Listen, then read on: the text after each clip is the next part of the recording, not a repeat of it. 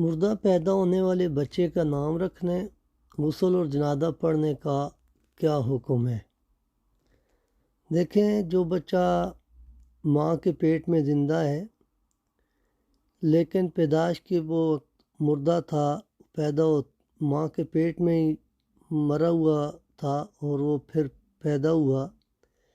تو اس کے اوپر تو نہ غسل ہے نہ اس کے اوپر کوئی جنازے کا حکم ہے۔ ہاں، آپ اس کا نام رکھ سکتے ہیں کہ کل قیامت والے دن وہ زندہ ہوگا تو اس کو اس کے نام سے پکارا جائے گا۔ اگر کسی بچے کی پیدائش کے بعد 1 سیکنڈ بھی کسی نے سانس لیا، آدھا سیکنڈ بھی سانس لیا، اس کا غسل بھی ہے، اس کا جنازہ بھی ہے، اس کا نام بھی ہے۔ اگر کسی نے پیدائش سے پہلے ہی کوئی جو بچہ مرا ہوا پیدا ہو، اس کے اوپر غسل جنازہ نہیں ہے، آپ اس کو کپڑے میں لپیٹ کر قبرستان میں دفن